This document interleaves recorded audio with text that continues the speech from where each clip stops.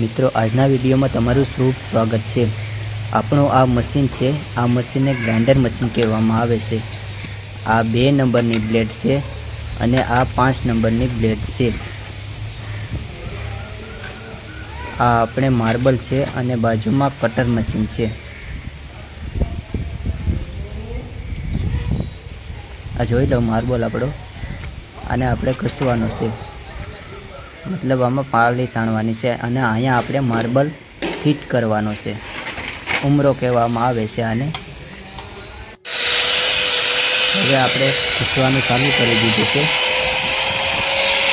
આવી રીતના આપણે માર્બલમાં મોલ્ડિંગ કરવાનું છે।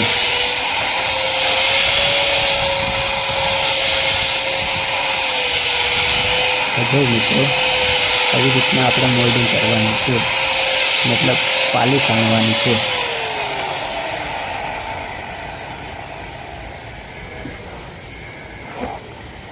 હવે આપણે બ્લેડ બદલાવવાની છે, તો આવી રીતના બોલવામાં બ્લેડ બદલાવી નાખીશું છે, એટલે આપણે હમણાં જ ચેનલ ચાલુ કરી છે, તો આગળ જતા વિડીયો શીખતા જશું બોલવામાં અને તમને ખુલ્લા અવાજથી તમને કહેતા રહીશું કે આ રીતની આપણે સ્ટેપ બાય સ્ટેપ પ્રોસેસ કરશું। આપણા વિડીયોને છેલ્લે સુધી જોવાનું ભૂલતા નહીં મિત્રો, અને ચેનલને સબસ્ક્રાઈબ કરી દેજો। પાછું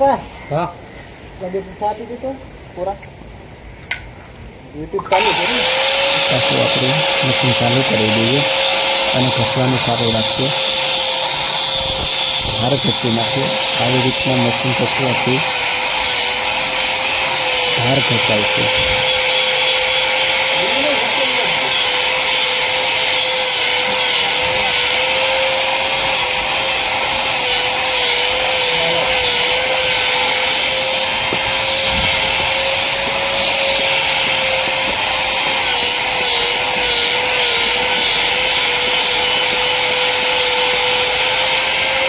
એવી રીતના થશે છે। આપણે પણ કાંઈ પણ કામ કરવું હોય તો આવી રીતના આપણે માર્બલ કાંઈ ફિટ કરવો હોય તો આવી રીતના આપણે મોલ્ડિંગ કરી નાખશું, એટલે પાલિશ ઓટોમેટિક આવી જશે।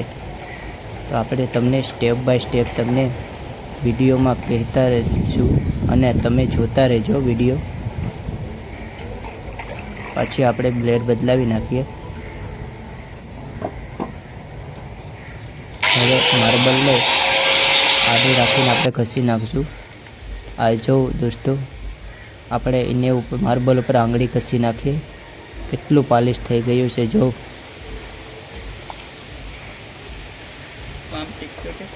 પહેલા માર્બલ કેવો હતો અને અત્યારે કેવો દેખાય છે।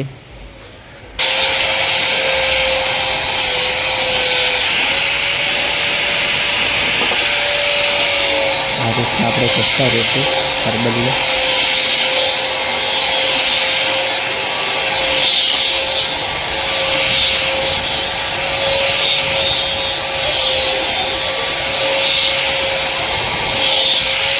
મિત્રો ગુજરાતી છું અને ગુજરાતીમાં જ તમને અપડેટ આપતો રહી, તો મને સપોર્ટ કરવાનું ભૂલતા નહીં મિત્રો, અને સબસ્ક્રાઈબ ન કર્યો હોય તો સબસ્ક્રાઈબ કરવાનું ભૂલતા નહીં। એક માર્બલ આપણો ઘસાઈ ગયો છે, હવે આપણે બીજા માર્બલને લઈ લઈએ, એને પણ આપણે પહેલાં માર્બલની જેમ જ ઘસવાનો છે અને મોલ્ડિંગ કરવાનું છે। તો આપણે બ્લેડ બદલાવતા રહીશું અને માર્બલ ઘસતા રહીશું અને પાલિશ આણતા રહીશું, એની વારું જ આપણે કામ કરવાનું છે।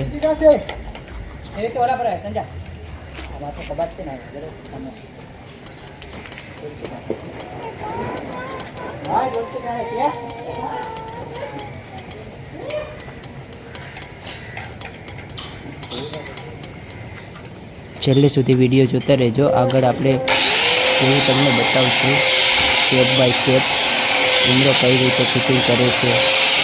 એ રીતના આપણે જો બાજુમાં મોબાઈલ રાખીને કેવી રીતે ઘસે છે તો તમને બતાવીએ કે કેટલું મશીન ફાસ્ટ ચાલે છે અને કેટલું પાલિશ આણે છે। તો આ જો મિત્રો પ્લાસ્ટરવાળાની ગલતીથી આપણે કેટલું અત્યારે હથોડી ટાંકણાએ તોડવું પડે છે, કારણ કે રેવલમાં ન હોય એટલે આપણે તોડવું જ પડે, બીજો કોઈ એનો ઉપાય નથી।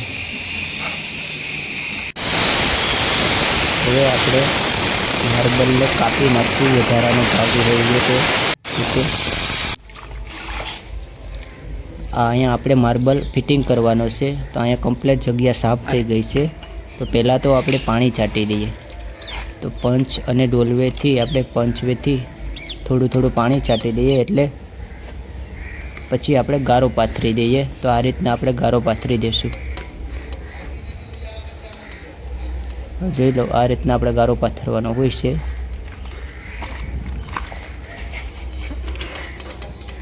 હવે આપણે માર્બલને જોઈ લઈશું કમ્પ્લીટ આવી જાય કે નહીં. તો આ રીતના આપણે માર્બલને જોઈ લઈએ, કમ્પ્લીટ આવી તો જાય. તો તેની ઉપર આપણે રસ નાખી અને સિમેન્ટ કોરી થોડી થોડી નાખી દઈએ, એટલે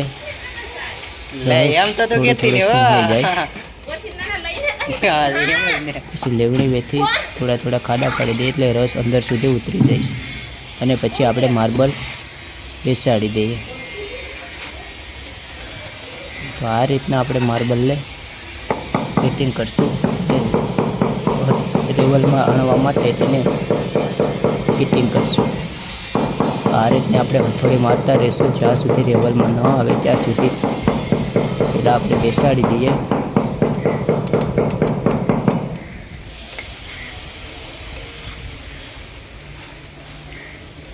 હવે આપણે રેવલ બેથી જોઈ લઈએ કેમ છે માર્બલમાં લાદી હારે ને કમ્પ્લીટ થઈ જાય કે નહીં.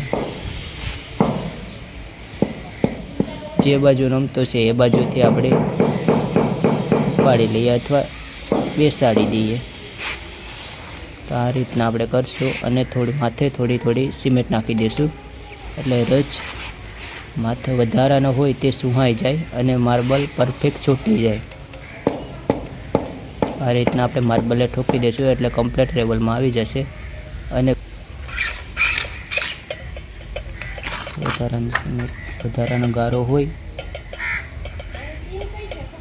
તે બહાર કાઢી લઈશું અને પાછો સિમેન્ટનો રસ નાખી દઈશું,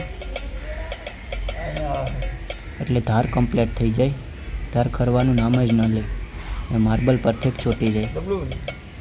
તો જોતા રહેજો વિડીયો આપણો છેલ્લે સુધી મિત્રો.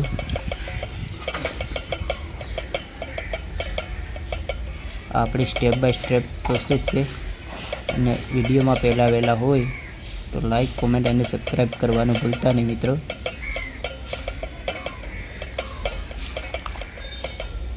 હવે આપણે આ બીજા માર્બલને ચોંટાડી દઈએ. કઈ રીતે ચોંટાડીએ તમે જોતા રહેજો. આ રીતના આપણે પરફેક્ટ ચોંટાડી દઈએ અને હથોડી વેથી થોડું થોડું આપણે કમ્પ્લીટ કરી નાખશું. રેવલમાં છે કે નહીં તે પ્રમાણે થોડું થોડું ઠોકી દઈએ.